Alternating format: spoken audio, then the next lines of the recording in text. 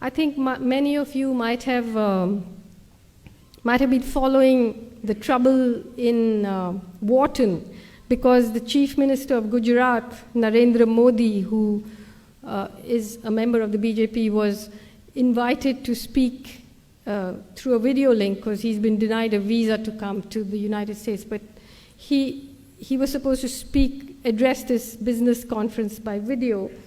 And some professors ran a campaign against, petitioned the university to disinvite him, and he was disinvited.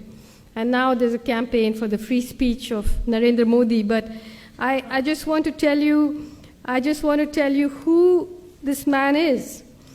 He was a member of an organization called the RSS, which is the Rashtriya Swayamsevak Sangh, which was set up in 1927, inspired by the fascists in Italy, inspired by Mussolini. One of their greatest heroes is Adolf Hitler. They very openly praise Adolf Hitler, and I'll read you some of the things that their books say. In 2002, when Modi was the chief minister, a train full of pilgrims coming back from the destruction of this Ayodhya mosque, which was disputed, the train caught fire. Nobody knows who set fire to the train, and 57 pilgrims were burnt. In reaction to that, under his watch, right-wing Hindu mobs went crazy in Gujarat. They burnt and killed and raped, and something like between 1,000 and 2,000 Muslims were massacred openly on the streets of Gujarat. 100,000 people were driven from their homes. The people who did the killing were helped by the police. There was a member of the Legislative Assembly called Ehsan Jafri, who had the temerity to stand against Modi in the elections. His house was surrounded by a mob of 20,000 people. He made something like 200 phone calls asking for help. The police vans came there and went away. They didn't do anything. The mob surrounded the house. Ehsan Jafri came down and said, look, there were many people sheltering in his house. He came down and he said, look, do what you like to me, but let the women be, let the people who are taking shelter in my place be. They cut off his arms, they cut off his legs, they dragged his body around the place, and then they killed all the people there. They raped the women and they burnt them alive.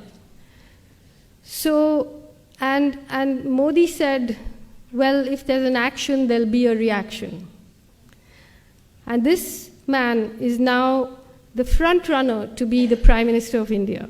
And I just want to read you some of the things that the organization to which he belongs say. These are some excerpts from a book called We or Our Nationhood Defined by M.S. Golwalkar, who succeeded Dr. Hedgewar as head of the RSS in 1940.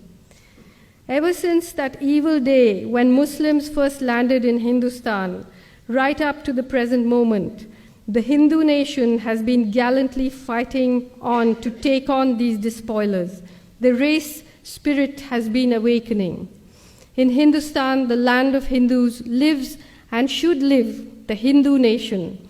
All others are traitors and enemies to the national cause, or, to take a charitable view, idiots. The foreign races in Hindustan may stay in the country, wholly subordinate to the Hindu nation, claiming nothing, deserving no privileges, far less any preferential treatment, not even citizens' rights. To keep up the purity of its race and culture, Germany shocked the world by her purging the country of the Semitic races, the Jews. Race pride at its highest has been manifested here, a good lesson for us in Hindustan to learn and profit by. By the year 2000, the RSS had more than 60,000 branches and an army of more than 4 million volunteers preaching its doctrine across India.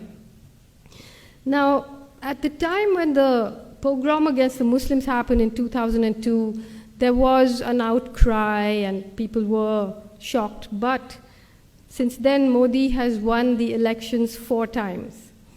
And now he has become the most favorite candidate of India's greatest corporations because he's bringing in a lot of private investment.